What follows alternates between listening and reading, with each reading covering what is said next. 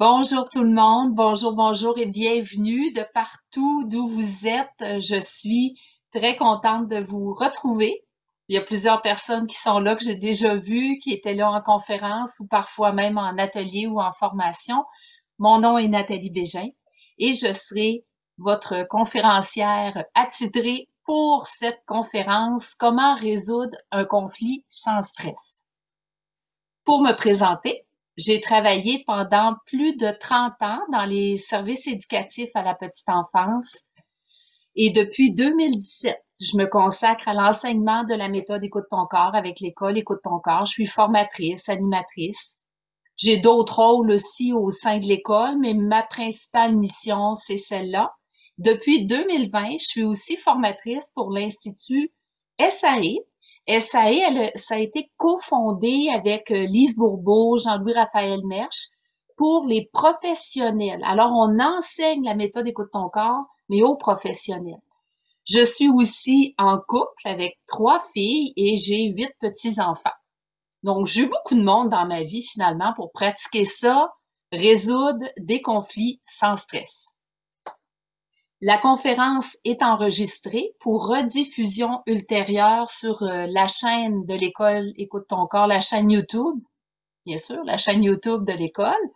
Alors, vous avez besoin de conserver les micros fermés tout au long. Euh, Vu que nous allons la mettre sur YouTube, ça va être pour un grand public par la suite. Alors, si les micros sont ouverts, qu'il y a un bruit chez vous, comme on vous a expliqué, on va voir votre visage s'afficher et on veut éviter cela. Suite à la conférence, il va y avoir une période de questions. Donc là, je fais une conférence, puis tout de suite après, je prends vos questions. Essayez d'avoir, vous allez écrire à Laure qui est notre opératrice, vous allez lui écrire pour qu'elle puisse récolter vos questions. Ça se peut que je puisse pas répondre à toutes les questions. On essaye de faire des espèces de blitz à la fin pour répondre au maximum. Mais c'est pas grave, il va y avoir d'autres conférences si jamais on répond pas à ces questions-là aujourd'hui. Et je vous invite aussi donc à les transmettre. Il y a des questions qui vous montent pendant la conférence, transmettez-lui. S'il y a plusieurs questions qui ont la même intonation, le même alignement, elle va faire un résumé de 3, 4 questions pour en poser une. Donc, ça se peut que vous entendiez pas précisément la vôtre, mais en principe, on devrait être bon pour répondre à vraiment plusieurs questions. J'ai avec moi donc l'opératrice qui est Laure. Si vous avez des problèmes techniques, c'est vers elle que vous aurez à vous diriger. Vous pourrez lui écrire aussi en privé. Un petit historique pour ceux ou celles qui ne connaissent pas l'école Écoute ton corps. Elle a été fondée en 1982 par Madame Lise Bourbeau. En 1987, elle a écrit son premier livre Écoute ton corps, ton meilleur ami sur la Terre. Et aujourd'hui, et ce depuis 1992, Écoute ton corps, la méthode Écoute ton corps, elle est enseignée en Europe et dans vraiment plusieurs pays. Je crois qu'on a couvert jusqu'à maintenant 28 pays avec cet enseignement. Lise, elle a écrit 26 livres traduits en 25 langues, plus de 5 millions d'exemplaires vendus à ce jour. Donc, c'est une école de formation qui permet de se développer intérieurement. Et la mission de l'école, c'est de développer la paix mondiale en aidant une personne à la fois à atteindre la paix intérieure. Une personne à la fois, un cœur à la fois. Hein? On peut développer la paix mondiale et ce qu'on va faire ensemble aujourd'hui, résoudre un conflit sans stress, ça permet justement d'avoir plus de paix à l'intérieur de soi lorsqu'on utilise cette méthode-là pour réussir à rayonner de la paix. Donc, la paix mondiale, c'est possible. Un cœur à la fois, une personne à la fois, qui, elle, va atteindre la paix intérieure. L'approche d'Écoute ton corps, elle est basée sur le fait que nous recevons sans cesse des messages, autant physiques que psychologiques, pour nous indiquer que nous ne sommes pas dans l'amour véritable de nous-mêmes. Alors, tous les conflits que vous recevez, tous les conflits que vous vivez, qu'ils soient personnels ou qu'ils soient professionnels, les conflits que vous avez, qu'ils soient juste avec vous, qu'ils soient avec les autres, tous ces conflits-là, ça fait partie de ces messages que vous recevez qui vous indiquent que vous n'êtes pas dans l'amour véritable, qu'une partie de vous n'est pas dans l'acceptation, est dans la non-acceptation. Alors aujourd'hui, nous allons couvrir qu'est-ce qu'un conflit, d'où viennent les conflits, pourquoi? Pourquoi est-ce qu'il y a des personnes qui vivent plus de conflits? Est-ce que c'est mieux de se retenir, de ne jamais vivre de conflit? Et c'est quoi les conséquences nuisibles au conflit? Et la question que tout le monde se pose, quoi faire? Qu'est-ce qu'on fait pour résoudre un conflit sans stress, vivre de moins en moins de conflits? Comment on fait ça? C'est ce qu'on va couvrir tout au long de la conférence. Et tout au long de la conférence, j'imagine que certains d'entre vous, si vous êtes là, c'est parce que vous en vivez des conflits. Moi, je vous invite peut-être à en noter 2, 3 des conflits sur une feuille. Parce que tantôt, je vais vous poser des questions pour vous aider à vous amener dans la méthode Écoute ton corps de comment on résout nos conflits. Mais commençons avec la définition. Un conflit, qu'est-ce que c'est? C'est une opposition violente de sentiments. Donc, on oppose les sentiments. On oppose les opinions et les intérêts. Donc, c'est une violente opposition de tout ça. On n'a pas les mêmes sentiments, pas les mêmes opinions, pas les mêmes intérêts.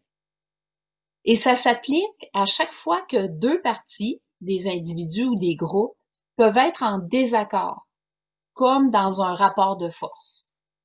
Quelques synonymes.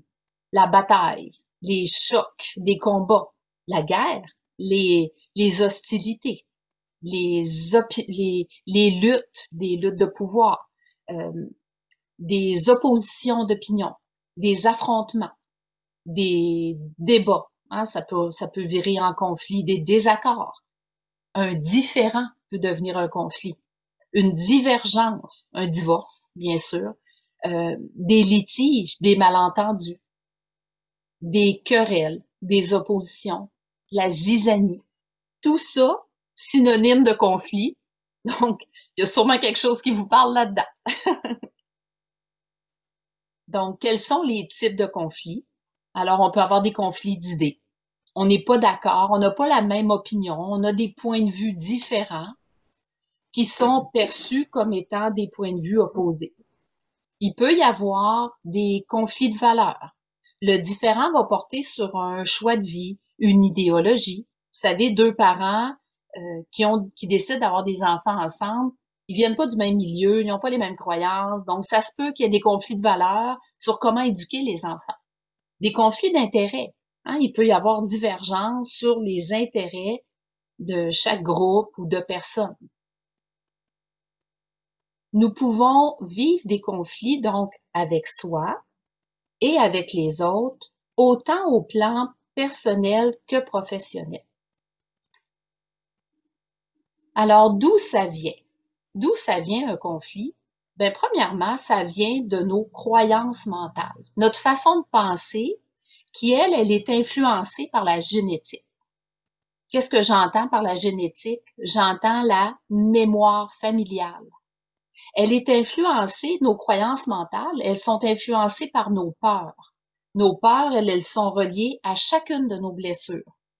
On parle de la blessure de rejet, d'abandon, d'humiliation, de trahison et d'injustice. Donc, qu'est-ce que la mémoire familiale? Peut-être que si je vous dis le mot loyauté familiale, peut-être que ce terme-là est plus familier. Donc, on parle de loyauté familiale quand une personne ne veut pas déroger de ses croyances familiales, de l'éducation reçue, de la culture où elle a grandi. Puis la loyauté familiale, ça peut aller vraiment loin. Exemple, quelqu'un qui vient d'un milieu très religieux, qui a des valeurs très strictes, propres à son milieu, ça se peut qu'il soit facilement en conflit avec une compagne, exemple, ou un compagnon qui, lui, est plutôt d'un milieu libéral. Hein? Ça peut qu'il y ait des oppositions, des conflits d'intérêts, des conflits de valeurs, des conflits de sentiments, toutes sortes de conflits. Ou dans son milieu de travail, il pourrait y avoir des valeurs qui sont très différentes. Donc, la loyauté familiale, ça peut aller loin parce qu'on reste pris là-dedans. Et c'est la même chose. Si on parle de conflits, les gens riches avec les gens pauvres, ils ont des façons de penser qui vont être différentes. Ceux qui ont une éducation universitaire avec ceux qui ont l'éducation dans la rue. Une grosse famille, avoir une grosse famille ou plutôt avoir un enfant unique. Voyez-vous comment ça peut être différent? Quelqu'un qui est perfectionniste, il se retrouve avec quelqu'un dans sa vie qui est plutôt laissé aller. Pas facile. Quelqu'un qui a appris qu'il faut garder ses promesses, ne jamais rompre ses engagements. Puis l'autre, il est débonnaire, il s'en fiche, c'est pas grave, il y a rien là, il laisse tomber. Voyez-vous, toutes sortes d'exemples où vraiment ça peut générer des conflits. On a appris d'une certaine manière, on se retrouve avec des personnes qui ont appris d'une autre manière. On n'entretient pas des conflits parce que ça nous amuse. On s'entend, là.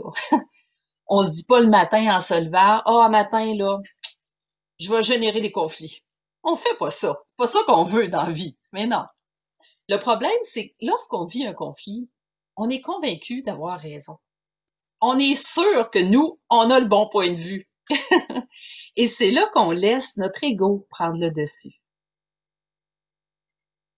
Si nous nous plions aux croyances des autres, nous avons peur de se faire avoir. Puis surtout, quand quelqu'un fait fi ou se fiche complètement de notre opinion, de nos envies, de nos intérêts, de nos valeurs, on a vraiment l'impression de pas être assez important, d'être inintéressant, inadéquat, que la personne à nous sous-estime. Bref, c'est comme si l'autre nous disait qu'on n'est rien, que nous ne sommes rien. Donc, on manque ainsi de reconnaissance.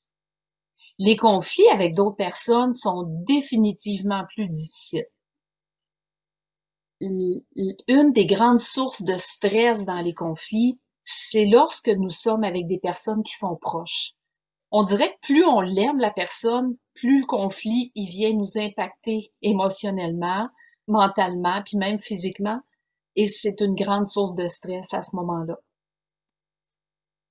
Donc, ils peuvent se vivre avec des parents, des frères, des sœurs, un patron, une collègue de travail, un conjoint. Tantôt, je parlais de l'éducation des enfants. Ça peut être la façon de gérer le budget, la belle famille, un voisin détestable. On peut avoir des conflits, des fois, avec nos voisins. Des conflits avec nos propres enfants ou les enfants de notre partenaire lorsqu'on est en famille recomposée. On a tous entendu sûrement des histoires sur les belles-mères. Il y a sûrement quelqu'un un jour qui a entendu des histoires sur la belle-mère. C'est pas pour rien qu'on fait autant de blagues à ce sujet. Donc, une belle-mère qui ne pourrait rien dire devant sa bru parce que tout semblerait niaiseux, stupide et inintéressant venant d'elle. La belle-mère vit beaucoup d'émotions. Elle veut pas créer de conflits, de problèmes avec son fils et sa bru, mais il y a tout le temps une mauvaise atmosphère quand elle va les visiter.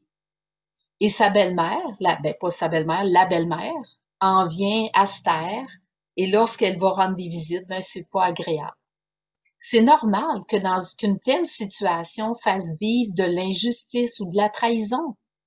La belle-mère trouve que sa bru, elle est injuste, mais elle en veut aussi à son fils. Elle considère que son fils aussi n'est pas correct là-dedans. Son fils devrait prendre un peu plus pour elle, devrait faire attention à elle. Donc, elle vit toutes sortes d'émotions à travers ce conflit qui est désagréable. Donc, c'est une opposition. Ça crée un conflit approche-évitement parce qu'elle veut aller vers la famille de son fils, mais en même temps, elle veut éviter la bru. parce que c'est compliqué d'être avec elle. Un autre exemple, deux sœurs puis un frère. Le frère, lui, il a fait tout, exemple, pour manipuler son père qui était malade, qui était riche, pour obtenir l'héritage. Finalement, le père décède, il obtient l'héritage. Les deux sœurs, ils veulent plus parler à leur frère à cause de ce qu'il a fait.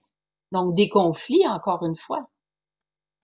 On croit que vivre des conflits avec d'autres personnes, on a l'impression qu'on les vit avec les autres, les conflits.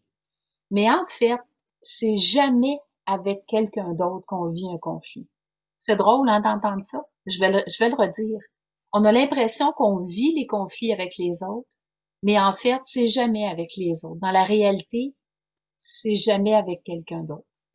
Le conflit, comme il fait partie des messages que nous recevons pour nous indiquer que nous ne sommes pas dans l'amour véritable, qu'une partie de soi est dans la non-acceptation, alors le conflit, les conflits, sont là dans notre vie, mais pour nous, pour attirer notre attention sur les contraires qui sont à l'intérieur de nous et pour nous aider à réconcilier ces contraires-là.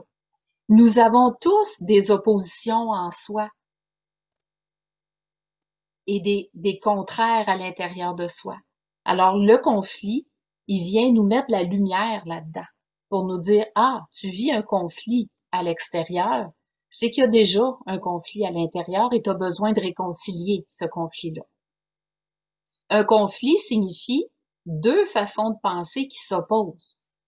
Ces deux façons-là de penser qui s'opposent, qui sont à l'intérieur de soi, elles viennent en général de l'influence de nos deux parents ou de nos éducateurs qui croyaient le contraire dans le domaine du conflit. Donc, un pouvait penser que dépenser, c'était bien, hein, on peut dépenser l'argent, puis tout ça. Bon. Et l'autre qui dit non, dépenser, c'est pas bien. On peut pas s'amuser autant, il faut faire attention à l'argent.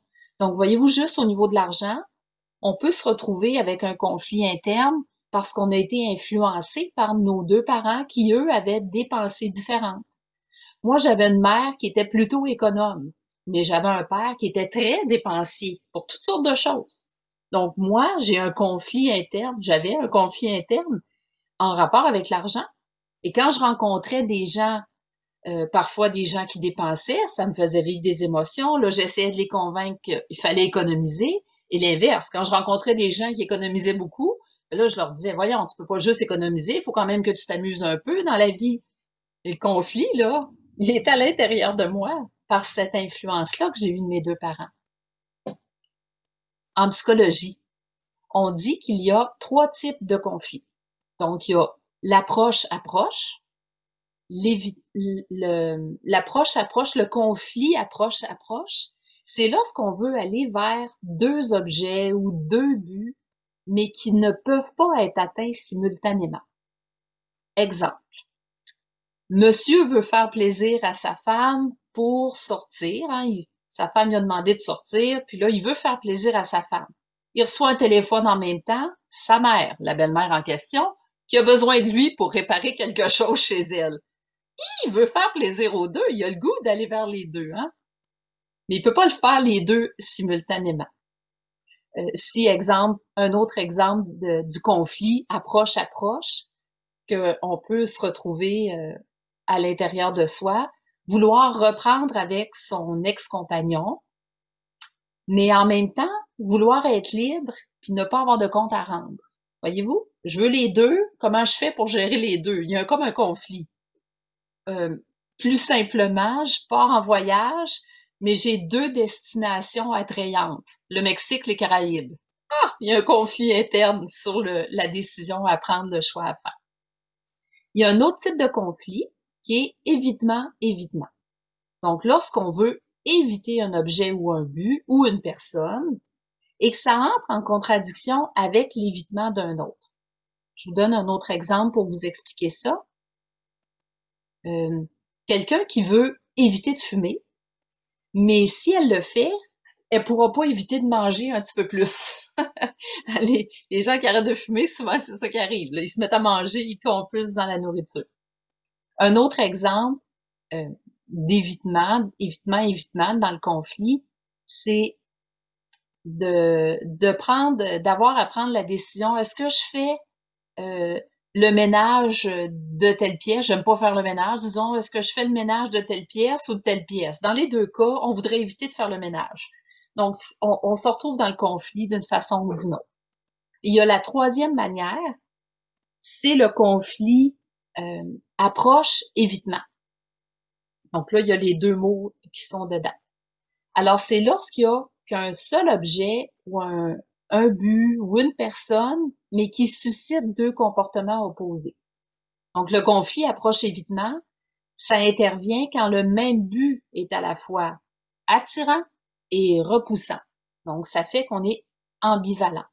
Donc, vouloir aller en vacances, mais en même temps, à l'intérieur de soi, on se dit, ouais, là, je peux pas dépenser, ça va me coûter vraiment trop cher. Faudrait que je sois raisonnable. La même chose, je veux faire un achat. Là, il y a une petite voix qui dit, oh, j'en ai pas vraiment de besoin. Par contre, tu sais, la maison est déjà pleine, je devrais éviter d'en remettre, ça n'a pas de bon sens. Voyez-vous, j'ai comme envie d'aller par là. Il y a une autre partie qu'il faudrait que j'évite si je veux par là. Quelqu'un qui prend la décision d'accepter un travail qui possède un beau gain financier, un certain prestige, mais un travail qui contient aussi beaucoup de stress, des longues heures. Dans mon cas, j'ai vécu un conflit approche-évitement quand j'ai déménagé dans une région magnifique sur le bord de l'eau. Hein, ça, c'est attrayant, j'ai le goût d'aller vers ça. Mais c'est à 1000 kilomètres de ma famille, alors de mes enfants, de mes petits-enfants. Voyez-vous, il y a l'approche, puis en même temps, je voudrais éviter qu'est-ce qui pourrait arriver. Donc, il y a ces trois types de conflits. L'approche-approche, l'évitement-l'évitement ou l'approche-évitement. Comme on peut voir, les valeurs ou les opinions différentes, hein, tout ce qui est différent, c'est ça qui cause, dans le fond, qui va générer le conflit, et c'est ça qui va entraîner une forme de souffrance. Donc, chaque fois qu'on a des valeurs, des opinions, et que là, on vit des conflits par rapport à ça, c'est sûr qu'on va en souffrir intérieurement. Il y a personne qui a le goût, hein, en se levant le matin, de dire, bon matin, moi, j'ai rien à faire, là, je fais des conflits. On n'a pas envie. Ça ne nous tente pas de vivre ça. C'est la raison aussi pourquoi on l'entretient, le conflit. Des fois, on aime mieux ne plus parler à quelqu'un, décider de l'ignorer, plutôt que de vivre la souffrance que le conflit nous amène. Parce que l'autre nous reflète trop. La souffrance qui est engendrée avec le conflit, ça dénote la souffrance que nous vivons intérieurement. Et donc, le conflit permet de mettre en lumière une partie qui est plus profonde en soi. Et selon nos blessures, nous vivons nos conflits différemment. Ce qui explique pourquoi certains semblent en vivre plus que d'autres.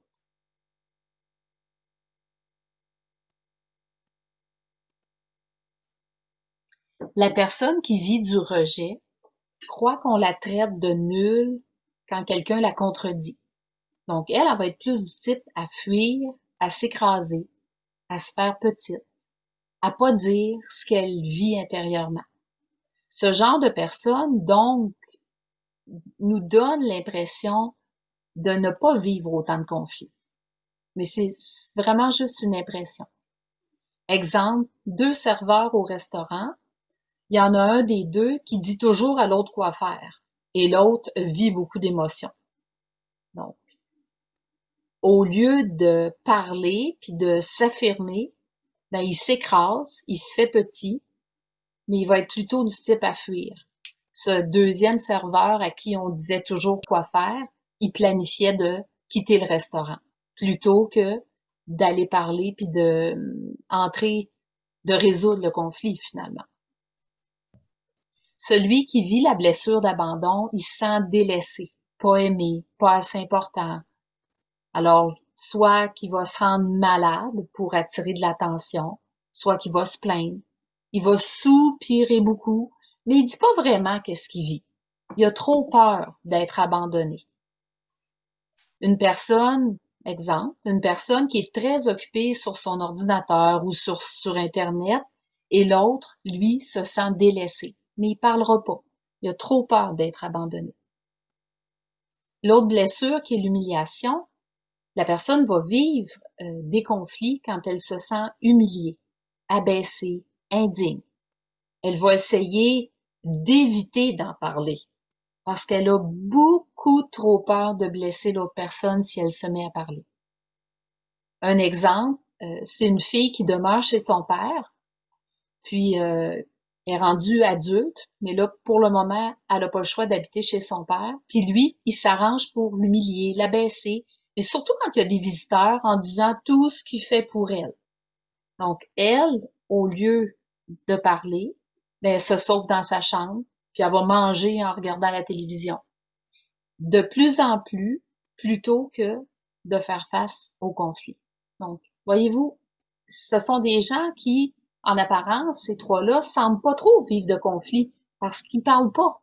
Ils vont pas manifester la colère qui peut être associée au conflit. Mais ils en vivent quand même. C'est juste qu'ils ne le manifestent pas de la même manière. Ensuite, on a la blessure de trahison. Lorsqu'une personne a la blessure de trahison, elle ne peut pas accepter que l'autre ne garde pas sa parole, son engagement, ou soit responsable. Elle ne peut pas accepter le mensonge, la tricherie. Exemple, le frère avec l'héritage, là, qui a pris l'héritage du père. Les deux sœurs, là, ils sont pas capables d'accepter qu'il y a eu une tricherie.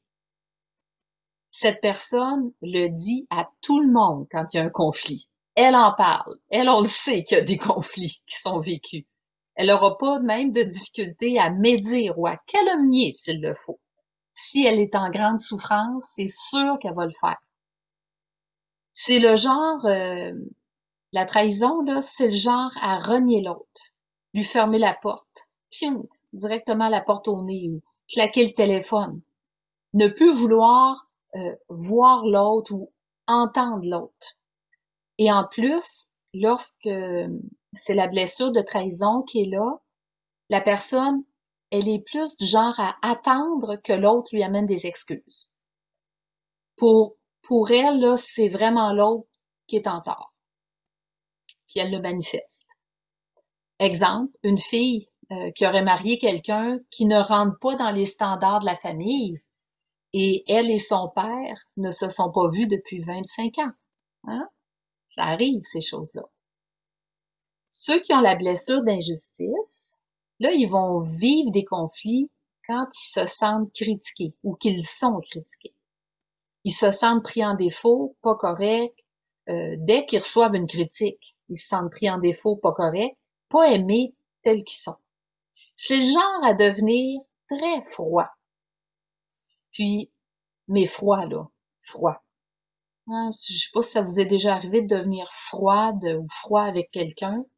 C'est probablement l'injustice là, qui venait de se manifester comme blessure. Et le dire aussi quand ça ne va pas. C'est le genre de personne qui va vous dire, là, faut qu'on se parle.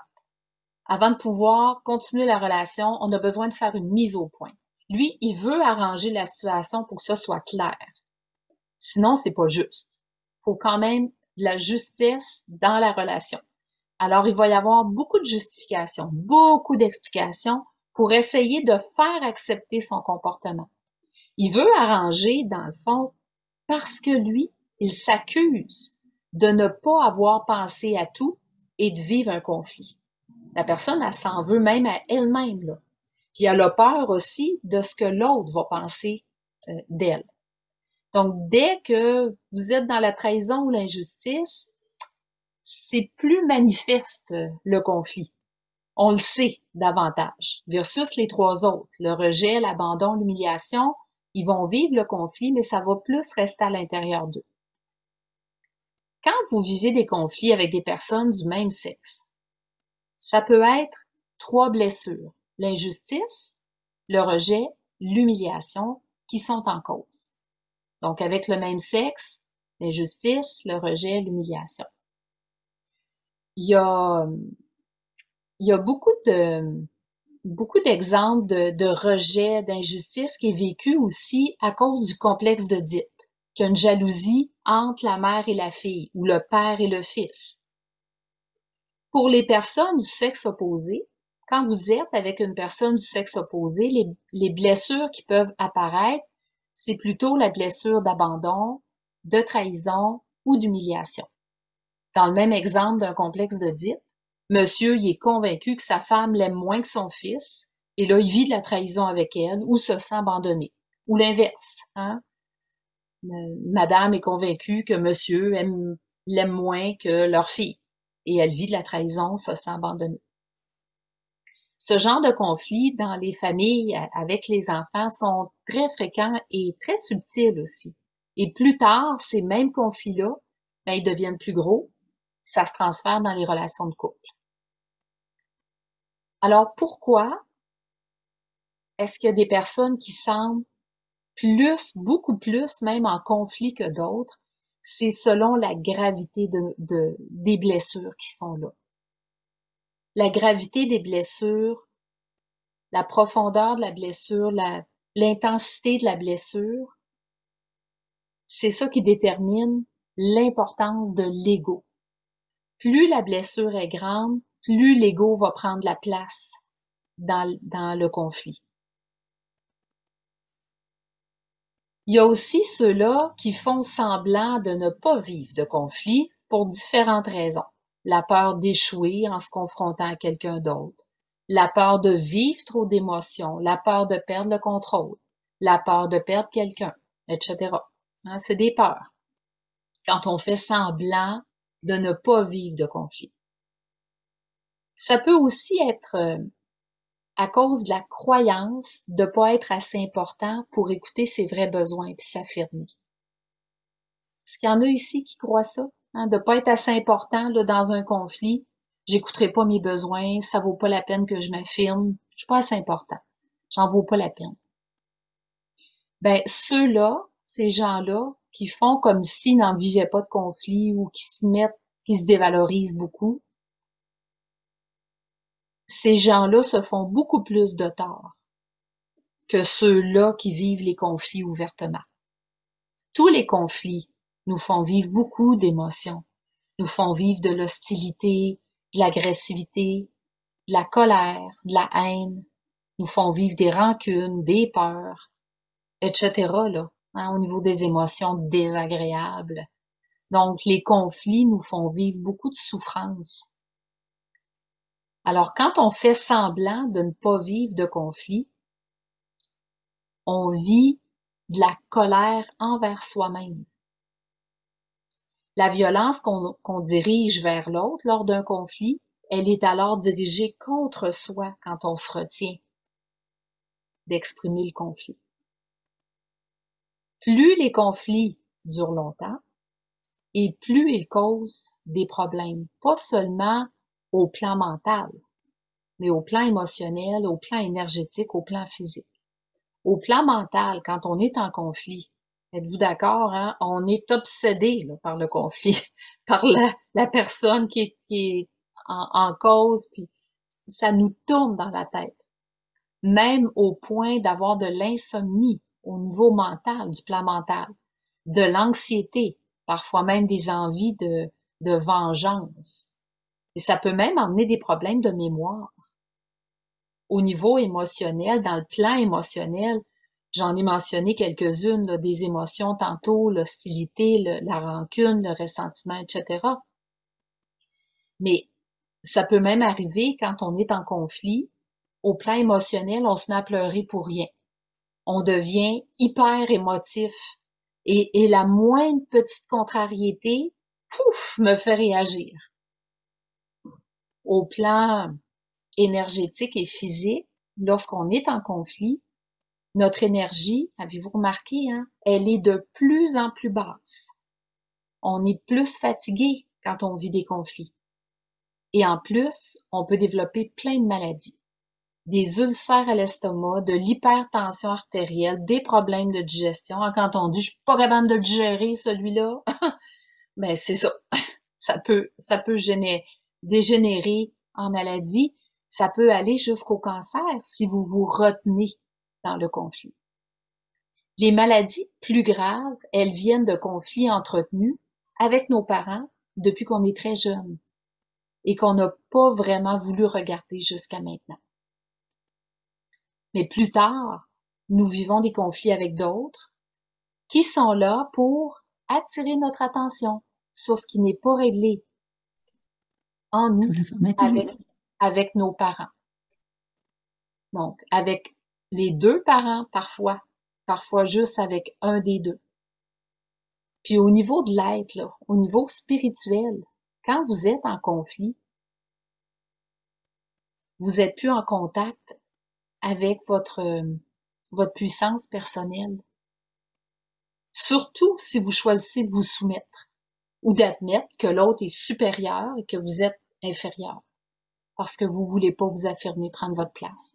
Donc, au niveau de l'être, vous n'êtes pas en contact avec votre puissance dans le conflit. Alors, vous vous coupez de plus en plus de votre créativité parce que vous ne reconnaissez pas votre plein potentiel.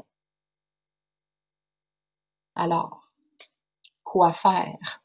Quoi faire pour résoudre un conflit sans stress?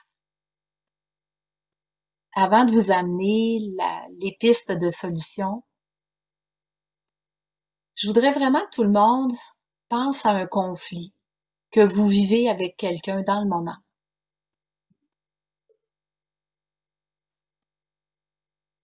Ça n'a pas besoin d'être un gros conflit. Ça peut être un simple désaccord vous savez, quand on s'en va en voiture sur la direction du chemin. Tourne à gauche, l'autre il dit non, je tourne à droite. Ça peut être juste ça le conflit. Mais parfois c'est suffisant.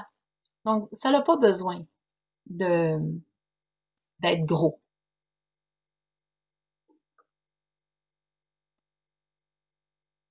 Donc, dans un conflit, accepter le fait que les deux sont convaincus d'avoir raison.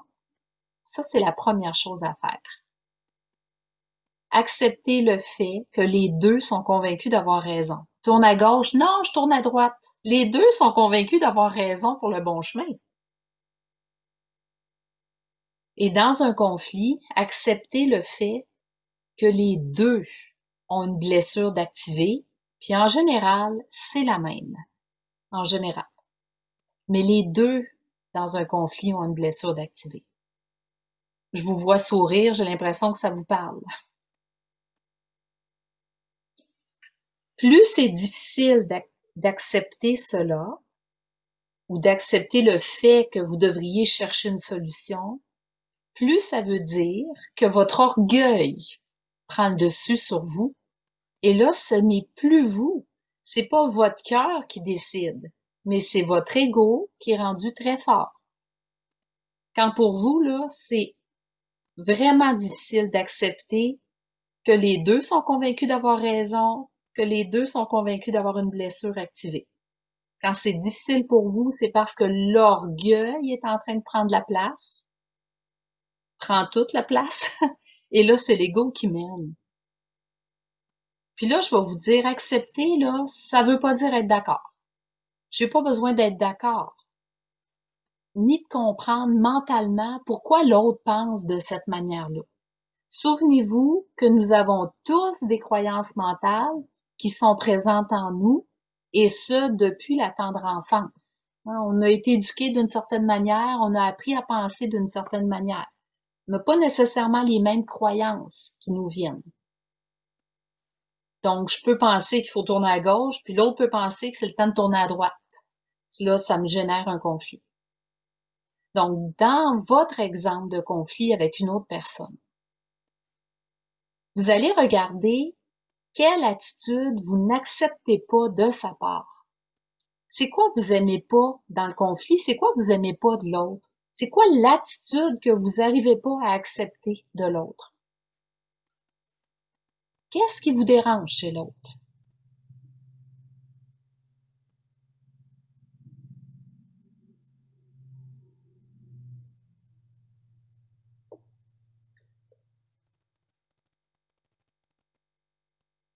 Est-ce parce qu'il est borné? Est-ce que c'est son agressivité? Est-ce que c'est parce qu'il veut tout le temps avoir raison? Donc, regardez là, vraiment l'attitude que vous acceptez pas de lui ou d'elle dans le conflit. L'amour véritable, là, c'est de donner le droit aux autres d'être tels qu'ils sont à chaque instant, même si vous n'êtes pas d'accord avec leur comportement. Et c'est la même chose avec vous-même. Donc, si vous n'acceptez pas cette attitude-là chez l'autre, vous ne l'acceptez pas en vous-même.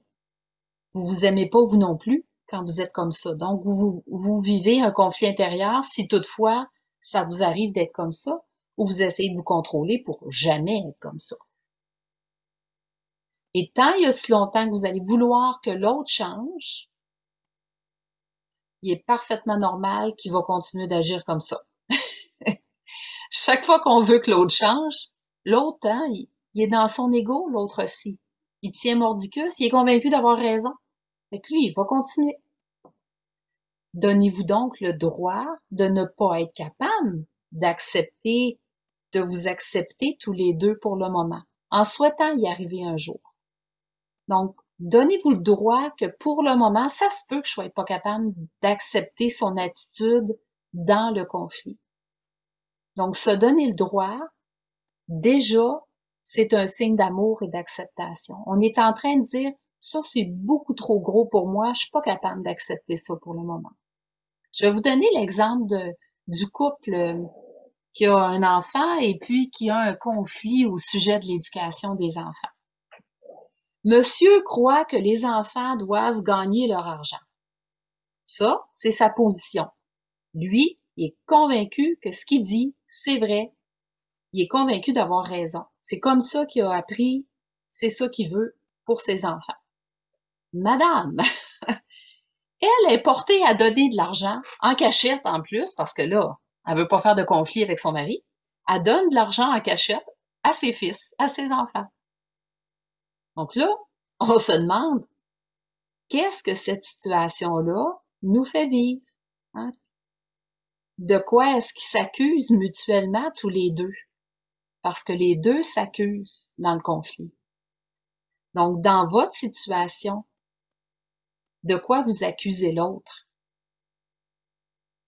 Hein? Cette situation-là que vous vivez de conflit, de quoi vous vous accusez?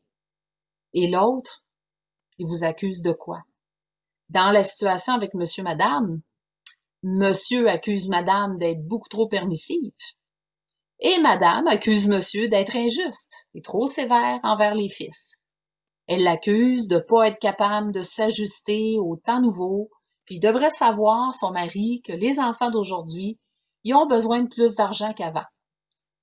Donc, regardez quelle situation ça vient réveiller chez vous, votre situation de conflit. Est-ce que vous avez accusé un de vos parents de la même chose quand vous étiez plus jeune? Donc, ce genre de conflit-là, le conflit que vous avez déterminé, que vous avez choisi d'utiliser avec quelqu'un d'autre.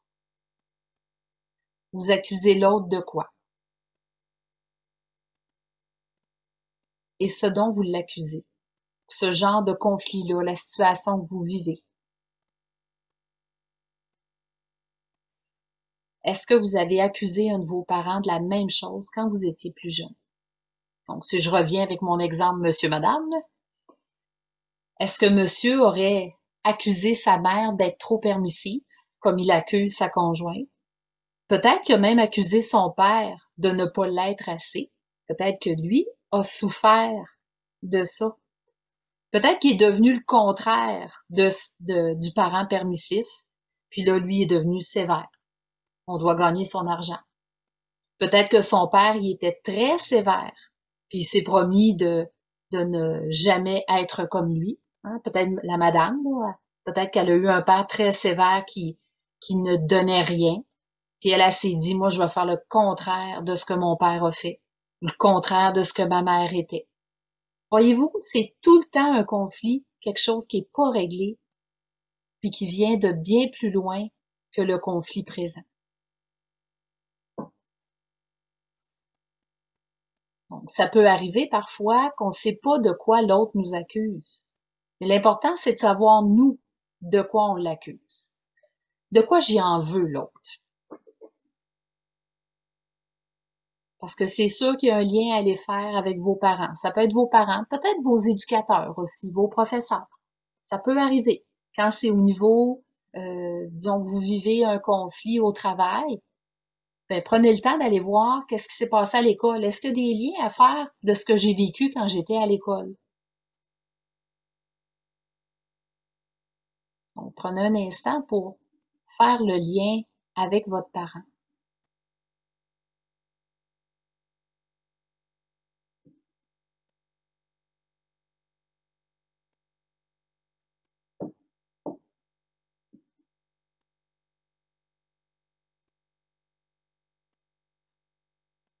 L'autre partie qui est à regarder dans un conflit, c'est de quoi vous avez peur si vous lâchez prise sur l'opinion de l'autre qui n'est pas comme la vôtre.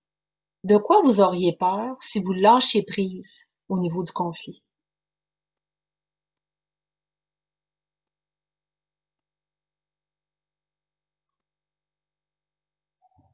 Parce qu'il y a tout le temps une peur qui est là.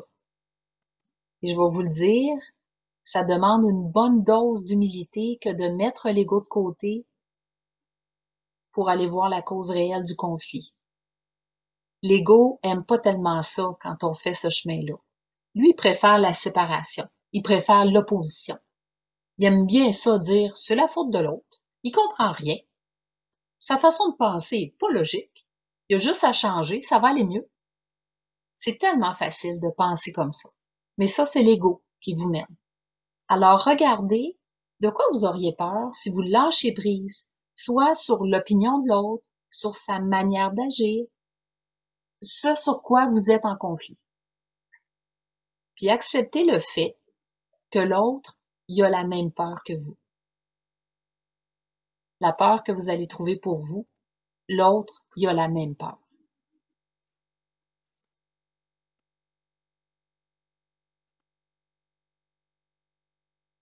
Donc, si vous restez dans la pensée de l'ego, vous allez entretenir le conflit et vous allez nourrir l'ego. Mais ça va pas régler le conflit. Et nous sommes tous unis les uns aux autres. Nous sommes reliés. C'est pour ça que vous vivez un conflit avec l'autre. C'est pour être capable de voir le conflit qui est à l'intérieur de vous. Donc, voyez le conflit comme un cadeau à partir de maintenant. Et juste ça, ça enlève beaucoup de stress. Parce que là, vous allez vivre un conflit, pas en étant seulement dans le stress et la colère et l'émotion, mais vous allez prendre le conflit et vous allez aller plus loin avec le conflit. Et plus vous êtes capable d'avoir de la compassion pour l'autre et savoir au plus profond de votre cœur que vous ne le vivez pas par hasard, ce conflit-là, mais vous en avez besoin pour avancer. Plus vous allez développer cette compassion-là, cette compréhension-là du cœur, plus vous allez devenir autonome affectivement et vous allez reprendre contact avec votre puissance intérieure. Puis la dernière étape, c'est d'aller voir la personne concernée et de lui confier ce que vous venez de découvrir. Si c'est possible, évidemment. Vous lui partagez ce que vous venez de découvrir sur la cause du conflit. Pouvez-vous imaginer mon couple de tantôt, monsieur, madame, là? Pouvez-vous imaginer le couple qui peut s'aider en découvrant pourquoi ils vivent ce conflit au sujet des enfants?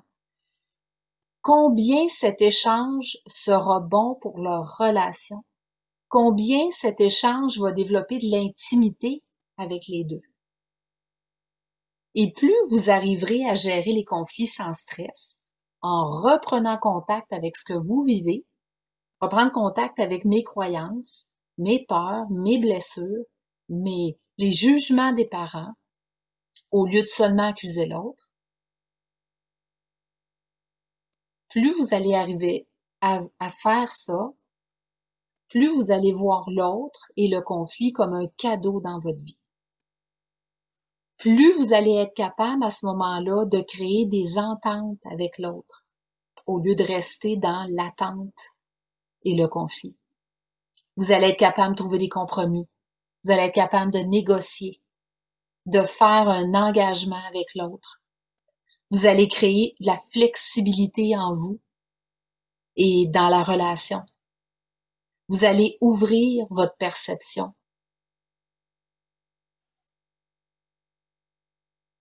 Donc, je vous répète les différentes étapes. La première, c'est de trouver un conflit. Ça devrait pas être trop dur. Devenir conscient de votre conflit. Accepter que dans un conflit, les deux sont convaincus d'avoir raison. Accepter aussi que les deux ont une blessure d'activer. Ça, c'est la première chose à faire dans le conflit. Ensuite, c'est de réaliser à quel point l'ego est présent dans un conflit. Et l'ego, lui, ce qu'il veut, c'est le conflit. C'est la séparation. Il veut que vous gagniez. Il veut que vous ayez raison à tout prix. Donc, on va voir le conflit plutôt comme un cadeau. J'accuse l'autre de quoi dans cette situation-là? Dans ce conflit-là particulièrement? Quelle est l'attitude que je n'aime pas chez l'autre?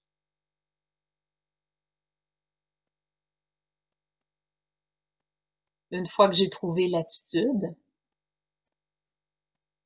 quel est le lien je peux faire avec un de mes deux parents quand j'étais plus jeune? C'est quoi le lien? Qu'est-ce que ça vient réveiller chez moi, ce que je viens de découvrir? Ensuite, regardez les peurs. Si je lâche prise sur l'opinion de l'autre qui n'est pas comme la mienne, allez voir c'est quoi les peurs si je lâche et accepter que l'autre y a les mêmes peurs que moi. Et plus on est capable d'avoir de la compassion, plus on ouvre notre cœur, plus on sait que le conflit est là, que c'est pas un hasard s'il est là, j'en ai besoin pour avancer, pour devenir autonome, affectivement. Là, je vous ai résumé les étapes.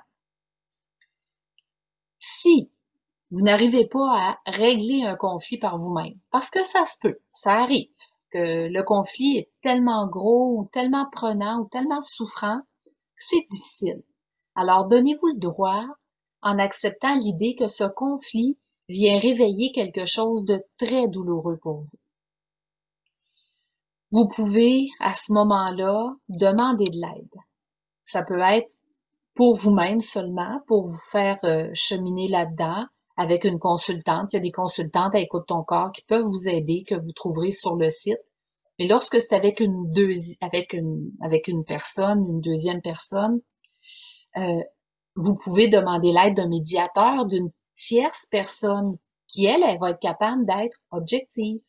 Et là, elle va aider les deux à renouer ensemble en voyant que les deux ont le droit de parole. Et elle va aider surtout à trouver une solution pour régler le conflit. Par contre, pour qu'une médiation soit faite et qu'il y ait un résultat, les deux ont besoin d'être d'accord et prêts à négocier.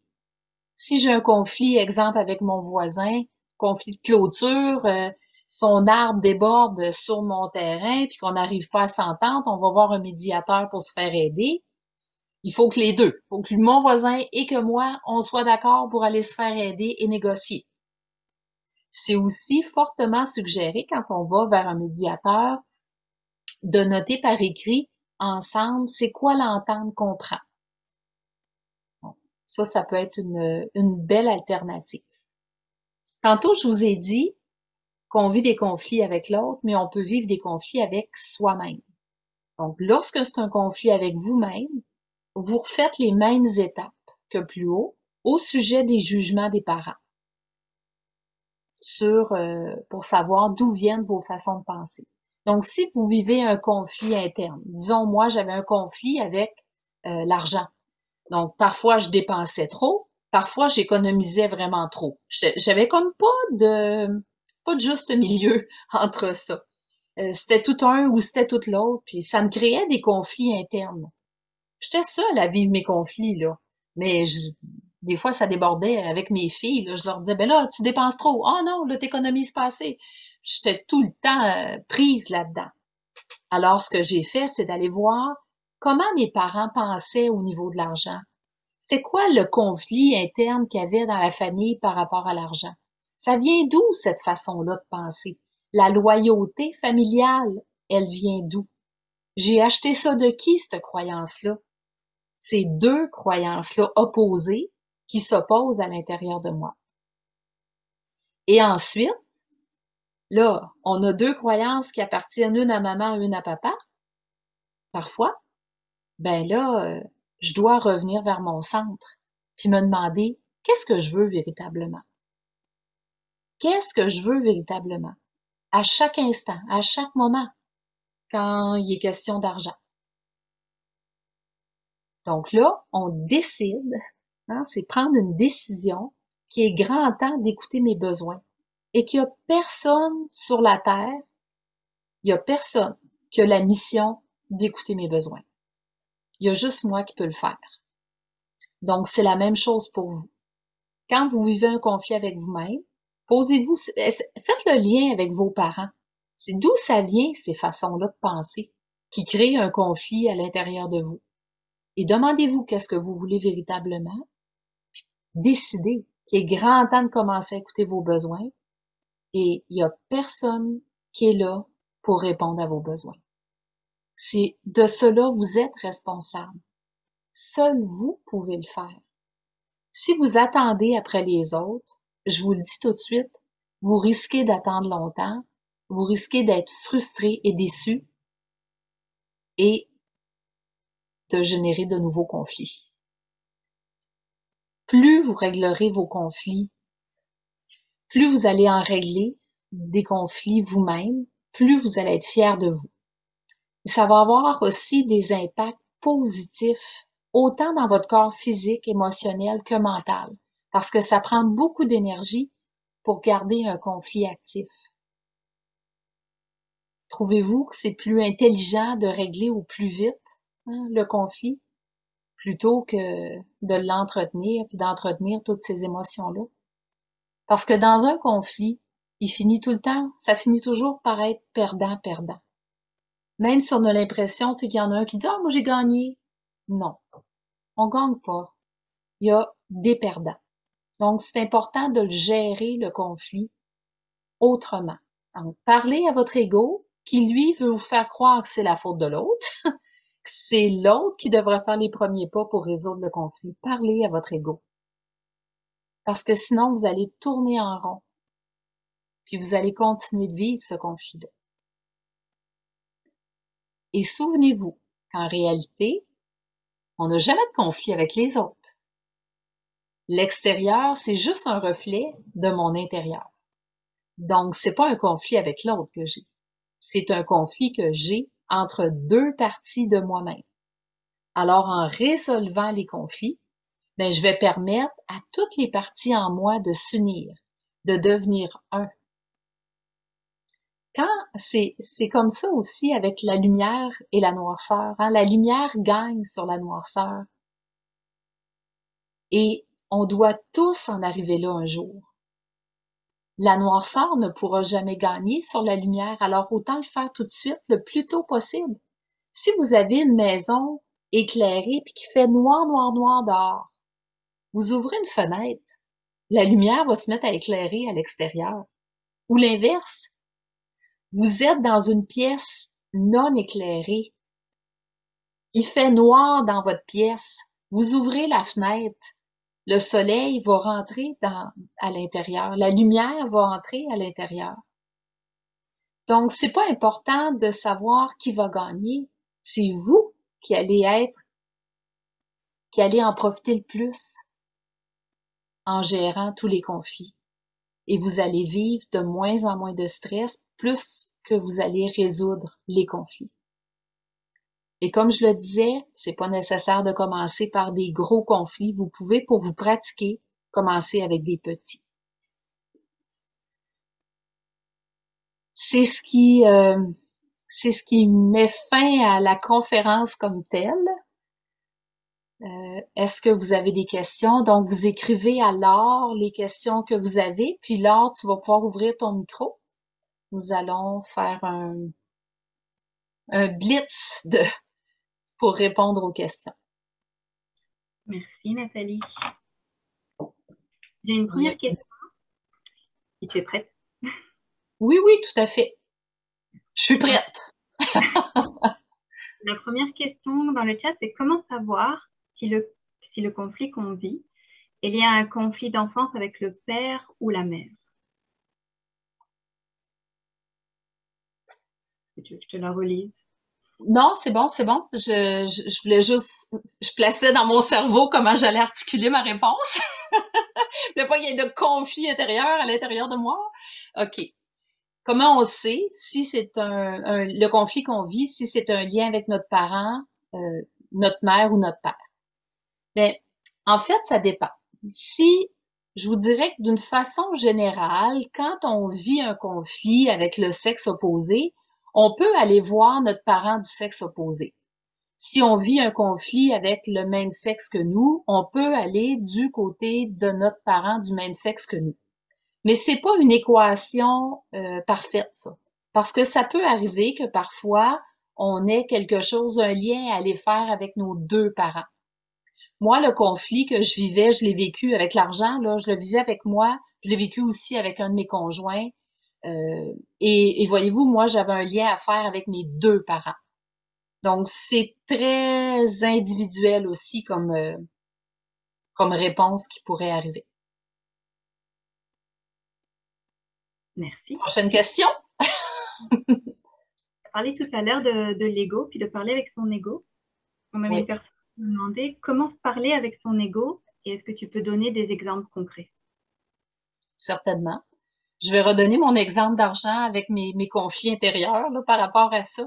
Quand j'ai réalisé que c'était l'ego qui, quand j'étais avec mon conjoint, lui avait une façon de gérer l'argent, moi j'en avais une autre, ça créait vraiment beaucoup de conflits entre nous deux.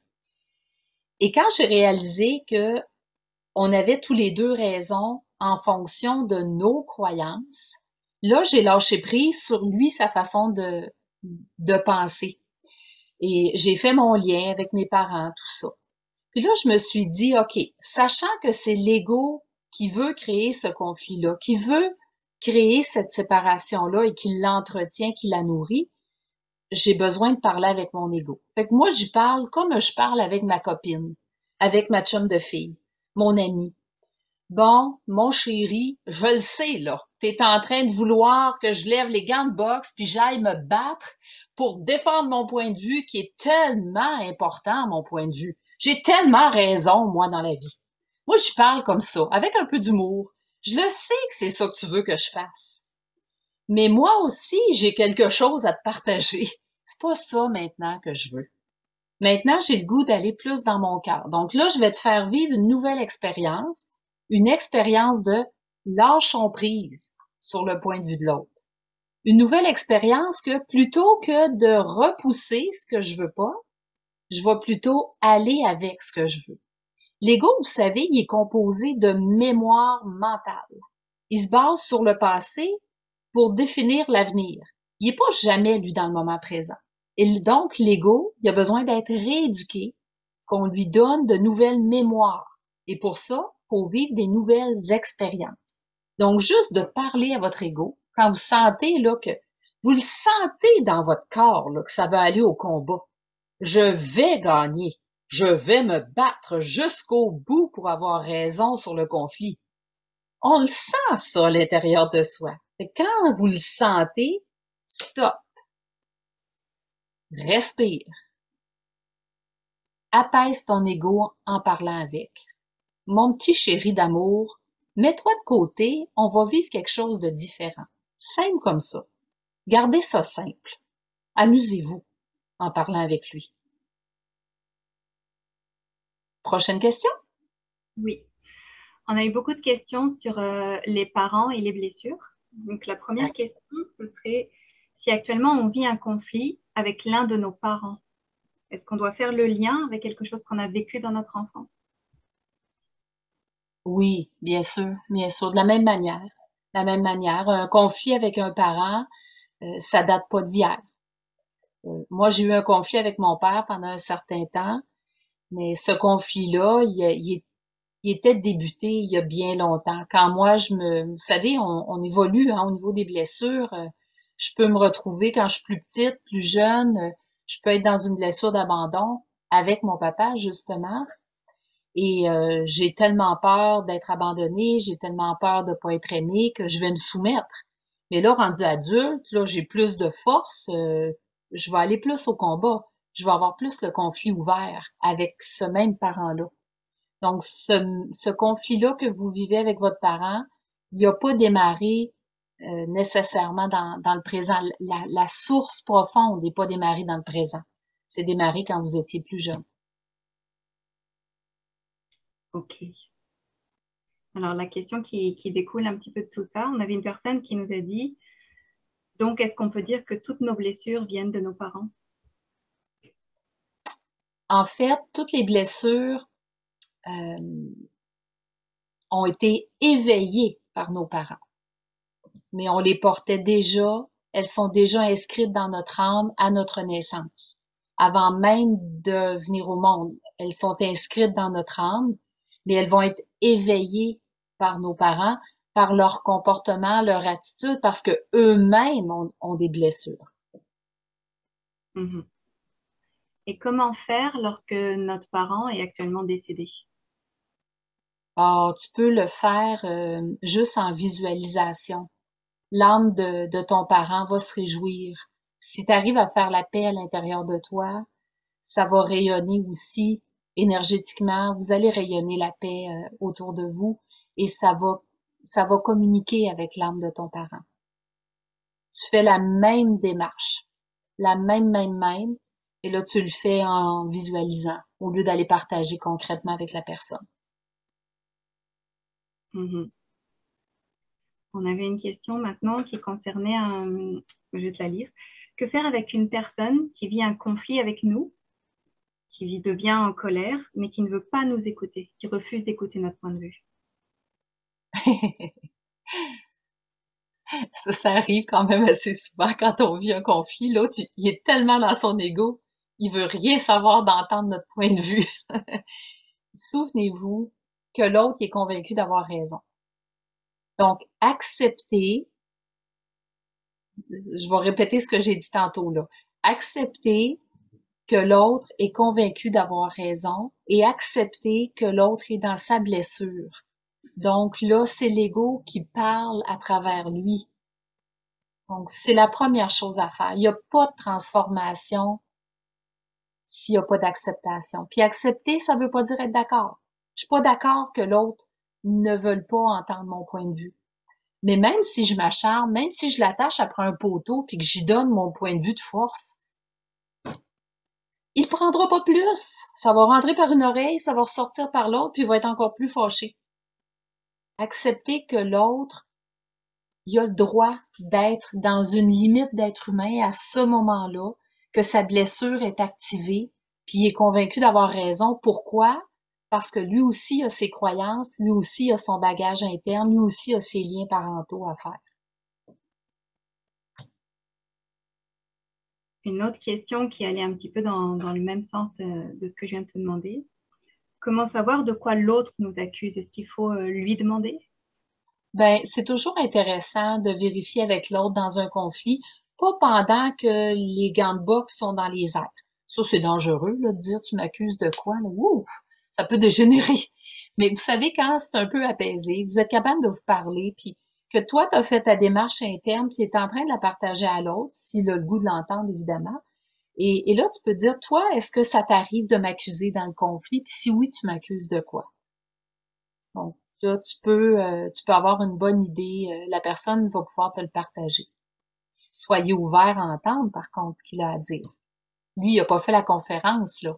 Donc, il n'aura pas nécessairement les mots pour le dire. Il fera pas tous les liens que vous êtes en train de faire. J'ai une autre question pour toi, Nathalie, qui concerne encore les parents. Si jamais Oui. on n'a pas connu ni son père ou ni sa mère. Si on n'a connu ni son père, ni sa mère, ou les deux. OK. Est-ce qu'il y a eu des parents de remplacement? Généralement, c'est ça. On a eu, c'est vrai que, exemple, un enfant qui a été adopté, il connaît ni son père ni sa mère, mais il y a eu des parents de remplacement. Donc, on a quand même été influencé par les gens qui ont joué le rôle de nos parents. Peut-être qu'on a été à la crèche en très, très bas âge, puis on n'a jamais eu de contact, ou notre père était absent parce qu'il travaillait toujours à l'extérieur. Il y a toutes sortes de raisons qui fait on pourrait ne pas avoir connu nos parents. Il y a quand même eu des adultes significatifs autour de nous quand on était jeunes. Donc, ça peut être nos parents, ça peut être toute forme d'autorité qui était significative pour nous lorsqu'on était jeunes, qu'on peut aller faire des liens aussi. C'est pour ça, tantôt, je parlais aussi des professeurs, des éducateurs, on peut faire des liens avec eux. Tout à l'heure, tu as parlé, Nathalie, de la peur. Lorsqu'on travaille sur un conflit, qu'on découvre les peurs. On avait une question. Est-ce que c'est possible que la peur soit plus pour l'autre que pour soi? Dans un conflit, souvent, on a des peurs pour l'autre. Parfois, on a peur de l'autre, de la réaction de l'autre. On a peur pour l'autre qu'il lui arrive quelque chose. Mais ça, ce sont plus des peurs de surface. En dessous de ces deux peurs-là, de ces deux types de peurs-là, il y a une peur fondamentale pour soi. Il y a toujours une peur pour soi et c'est de celle-là qu'on a besoin de s'occuper. Et c'est celle-là, cette peur-là pour soi, que l'autre a aussi dans le même conflit. Mm-hmm. Une question que je trouve très intéressante, c'est comment dire ce qu'on a découvert à son patron? Ah oui, c'est une bonne question. Ça, c'est toujours plus délicat. Avec des gants blancs, pour commencer. Donc, quand on s'adresse à quelqu'un qui n'est pas dans notre cercle intime rapproché, ça peut être notre patron, ça peut être notre voisin, ça peut être un conflit qu'on a vécu avec la caissière du supermarché, hein. Ça peut, ça aussi, là. Il y a toutes sortes de personnes qui ne sont pas dans notre cercle intime. Donc là, la première chose à se poser comme question, c'est ça serait quoi les conséquences là, si je vais parler? Donc, si, exemple, c'est ton patron, puis la conséquence, si jamais tu vas parler de ce que tu découvres pour toi, la conséquence, c'est de te faire mettre à la porte, ben là, il faut que quand même que tu réfléchisses, est-ce que je vais aller parler ou pas? Ça, c'est une chose. Tu vas parler avec ton voisin, la même chose. Est-ce que d'aller parler avec, ça risque de dégénérer ou de virer en d'autres choses? On ne le sait pas. Donc, c'est important, en étant responsable de soi, c'est vous qui allez assumer les conséquences, c'est vous qui allez décider, est-ce que je parle ou pas? Lorsque je décide de le faire, par contre, avec mon patron, c'est toujours de parler de moi, avec mon patron ou toute autre personne là, qui n'est pas dans ma garde rapprochée. C'est de parler de moi. C'est de dire, parler des faits pour commencer. J'ai remarqué que on n'a pas la même opinion sur telle chose, tel sujet, tel dossier. Si, exemple, là, je prends l'exemple d'un patron, avec ma patronne à moi, je pourrais dire, ben, je vois là qu'on n'a vraiment pas la même opinion sur la gestion des horaires. Je dis n'importe quoi, là. Puis là, je réalise qu'on n'ait pas la même opinion sur la gestion des horaires. On est en train de vivre un conflit. Est-ce que tu avais remarqué, toi aussi, tu sais, qu'on n'est vraiment pas d'accord? On est toutes les deux sur nos positions. Jusque-là, on est en termes de questions. Ça va bien. Mais là, après, on peut amener l'autre pour dire, lui amener puis lui dire, moi, j'ai réalisé que dans cette situation-là, j'ai peur de. On va venir parler de nos peurs. Moi, j'ai peur pour moi de. De quoi j'ai peur pour moi? Ben, de pas avoir assez de temps si les horaires demeurent comme ça. J'ai peur de pas avoir assez de temps pour moi pour faire mon travail. Donc, tu vois, là, je vais parler de mes peurs pour moi. J'irai pas dire à l'autre, dans la situation, je t'accuse d'être borné, puis d'être intraitable, puis inflexible. Parce que là, c'est sûr que l'autre, il va se sentir attaqué. Il y a personne qui a envie de se sentir attaqué dans un conflit. On est déjà comme ça, les dents barrées, puis prêt à sauter sur l'autre. Donc, on fait attention. On y va, mais vraiment en parlant de soi, puis en parlant des peurs que l'on vit dans la situation. Puis on peut commencer à emmener, dire, ben, Est-ce que toi, ça t'arrive de vivre un peu la même chose? Est-ce que toi aussi, tu vis des peurs? Ça se demande sur un patron. Puis il est libre de répondre ou pas. Il est libre. Et après, ben, c'est plus facile de créer une entente avec le même patron ou avec le voisin ou dépendant qui est là. Merci Nathalie. On a une autre question qui concerne le groupe. Lorsque l'on vit un conflit dans un groupe, est-ce que par amour pour soi, on peut choisir de quitter le groupe après avoir fait toutes les étapes dont tu as parlé pendant la conférence et choisir de Par, rester? par amour pour soi, on peut choisir ce qu'on veut. On peut choisir de rester, on peut choisir de partir. Par amour pour soi, c'est de prendre le temps. Il faut faire attention. Est-ce que je quitte par amour pour moi? J'ai fait toutes mes démarches, j'ai fait toutes mes étapes, j'ai été voir en dedans de moi qu'est-ce qu'il y avait là. Mais là, je réalise que ce groupe-là, avec leur façon de penser, ça ne me convient plus. Ça ne répond plus à moi, mes valeurs. Donc, je suis pas obligée d'adhérer à ce groupe-là. Alors, je choisis de quitter. Là, c'est un choix conscient. Mais faites attention, parce que parfois, l'ego nous joue des tours. Et là, c'est plutôt la blessure de rejet qui arrive et qui, elle, est portée à fuir dans un conflit. Donc, c'est juste, est-ce que c'est l'ego qui me fait fuir parce que j'ai trop peur ou est-ce que vraiment j'ai atteint ma limite? Moi, ça ne me convient plus. C'est ça aussi d'être autonome affectivement, c'est d'être capable de se demander, c'est quoi je veux, moi? Tu sais, peut-être qu'un groupe, au départ, l'adhésion à un groupe X, Y, Z, ça nous convenait, ça répondait à nos besoins, nos désirs, on était contents, ça allait bien, puis là, oups, on se rend compte avec le temps que non, finalement, c'est peut-être pas tout à fait le groupe dans lequel j'ai envie d'évoluer. Je peux faire un choix, évidemment, un choix conscient. Mm-hmm. Dans tout ce que tu as parlé, Nathalie, tu as beaucoup parlé des peurs aussi. On a une personne qui a découvert que finalement elle a peur d'être abusée, qu'on se serve d'elle. Comment faire le lien lorsqu'on a découvert sa peur pour trouver sa blessure, la blessure Mais à vivre? la peur d'être abusé, souvent dans un conflit, on a peur d'être abusé, on a peur de se faire avoir. Donc souvent on a ça. C'est pour ça qu'on est tellement accroché à notre point de vue, notre perception, notre vision à nous, parce que on a peur que si on lâche prise sur la manière de penser de l'autre, on a peur que l'autre va en profiter puis va abuser de la situation, il va dans.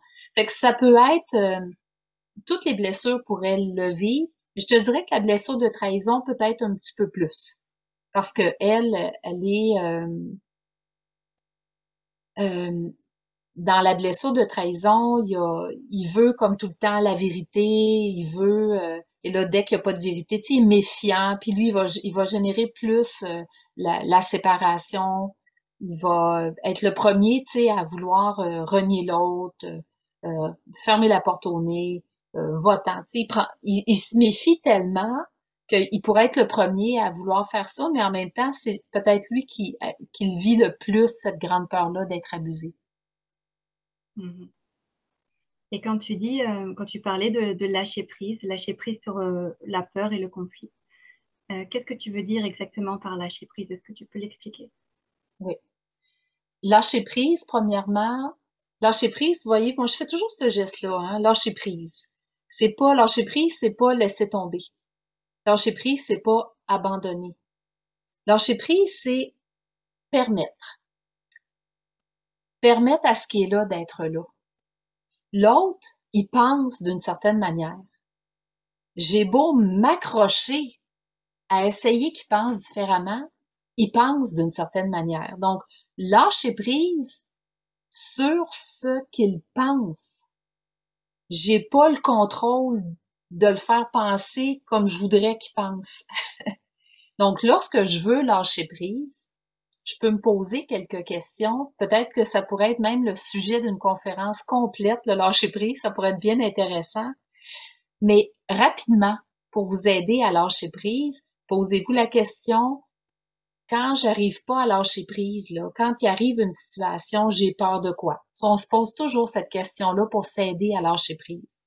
C'est quoi mes attentes dans la situation? Puis le fait que mes attentes ne sont pas comblées, j'ai peur de quoi? Donc, ces deux questions-là, c'est quoi mes attentes? Puis, j'ai peur de quoi? Et qu'est-ce que ça m'empêche d'avoir, de faire et d'être cette situation-là? Qu'est-ce que ça m'empêche d'être? Tu sais, ce que je m'empêche quelque chose, là, dans le conflit.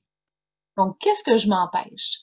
Et là, est-ce que l'autre, lui, il s'est engagé à me donner tout ça servi sur un beau plateau d'argent? Disons, moi, je veux être libre dans une situation.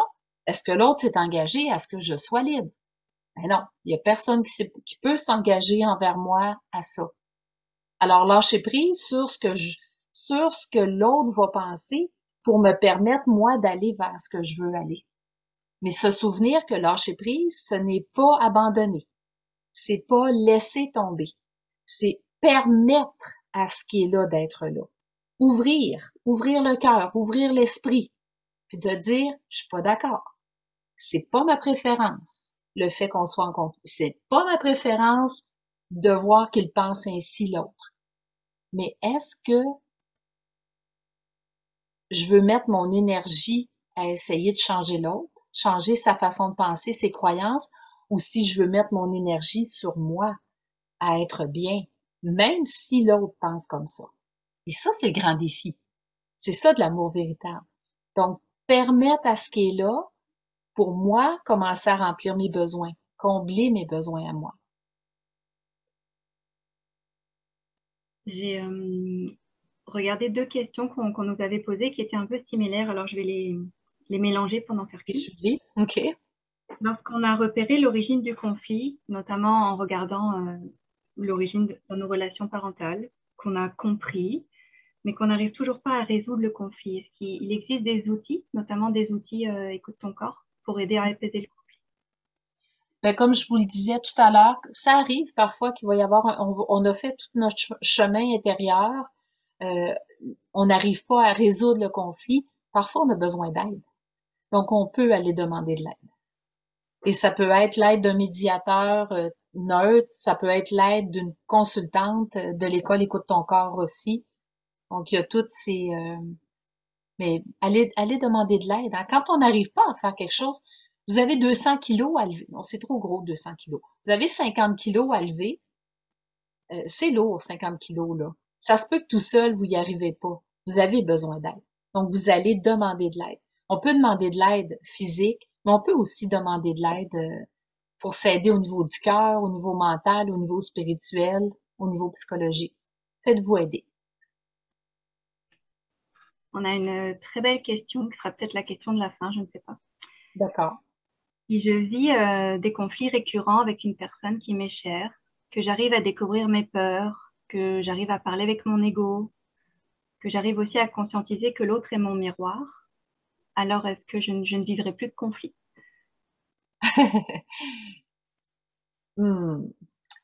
Ce serait étonnant que tu ne vives plus de conflits. Peut-être que tu reviendras pas sur la planète à ton décès si jamais tu vis plus de conflits. Ne plus vivre de conflits, ça voudrait dire que vous êtes dans l'amour véritable tout le temps. Vous êtes tout le temps en train d'accepter tout ce qui est là. Euh, Moi, comme être humain, puis je l'enseigne, la méthode Écoute ton corps, je l'enseigne à l'école Écoute ton corps, je l'enseigne pour les professionnels à l'Institut SAE, et je vis encore des conflits. La seule différence, c'est que je les gère plus rapidement, et j'en vis de moins en moins aussi. Mais de là à dire que j'en vivrai plus, ça m'étonnerait. Mais c'est un beau souhait. Pas dans cette vie-ci, peut-être. Bon, j'avais dit que c'était la question de la fin parce qu'elle me semblait bien finir, mais on avait une autre question. Comment faire pour reconnaître nos peurs, pour les découvrir? C'est une bonne question. C'est vraiment une bonne question. Ça aussi, ça pourrait faire partie d'une conférence complète. Comment découvrir nos peurs. Lorsqu'on veut découvrir les peurs, premièrement, on doit avoir le désir d'aller voir la peur. Parce que souvent, on a fui On l'a tassé. On voulait pas. On a fait beaucoup de déni sur la peur qui nous habite. C'est souvent plus facile de regarder l'autre, qu'est-ce qui va pas, qu'est-ce qui fonctionne pas, ou de s'accuser simplement quand nous, hein, on n'est pas correct, de s'accuser. C'est plus facile d'accuser l'autre puis de s'accuser que d'entrer dans notre monde intérieur pour aller voir les peurs. Donc, la première chose à faire quand tu veux découvrir une peur, c'est de t'arrêter. Tu te mets face à la situation, tu t'arrêtes, et là, tu fermes les yeux, tu prends 3 grandes respirations pour commencer à t'apaiser, puis à déposer à l'intérieur de toi ce qui va arriver. Puis demande à l'intérieur de toi, j'ai peur de quoi? Qu'est-ce qui me fait peur? Et écoute. Prends le temps d'écouter. Il y a quelque chose qui va monter. Puis au début, ça se peut qu'il monte pas grand-chose parce qu'on n'est pas habitué de se poser cette question-là. Et si tu veux apprendre à développer la découverte de tes peurs pour que ce soit plus facile, on vit des peurs à tous les jours, hein, des petites, des grosses, mais on n'en est pas souvent conscient qu'on vit de la peur. Parce que on est beaucoup dans l'action, donc on est peu en contact avec cette partie-là en soi. Donc, une fois par jour, prenez pendant une semaine, faites-le l'exercice. Arrêtez-vous. OK, comment je me sens? Première des choses, comment je me sens là? Et est-ce que j'ai peur là, présentement ou j'ai vécu quelque chose? De quoi j'ai eu peur en vivant la chose désagréable ou le conflit, la situation difficile? Faut se poser la question, mais faut prendre le temps de s'arrêter parce que si on est tout le temps comme des girouettes puis qu'on est toujours en train de faire, on passe à côté, J'ai fait le tour de toutes les questions qui étaient posées, Nathalie. Je sais pas s'il y en a d'autres. Wow, merci. Bon, écoute, on est vraiment dans les temps, c'est génial. Tout est parfait pour le meilleur des mondes. Je voudrais vous remercier tout le monde d'avoir été présent. Merci de votre attention. Merci de vos questions. J'ai vu passer vos commentaires. Je vais tout lire ça avant de fermer. Je suis honorée et très heureuse de pouvoir représenter l'école Écoute ton corps et de vous offrir cette conférence-là. Comment résoudre un conflit sans stress? J'espère qu'à partir de maintenant, vous avez des clés, des outils supplémentaires, que vous allez pouvoir prendre le temps de le faire, que ça reste pas juste une donnée mentale. Ça vaut rien sinon. Allez plus loin. Mettez en pratique à partir de maintenant. Je vous embrasse bien fort. Merci Laure d'avoir été là aussi. Et merci à Écoute ton corps de nous permettre de vivre cette expérience-là tous ensemble. Au revoir tout le monde. Bonne fin de journée.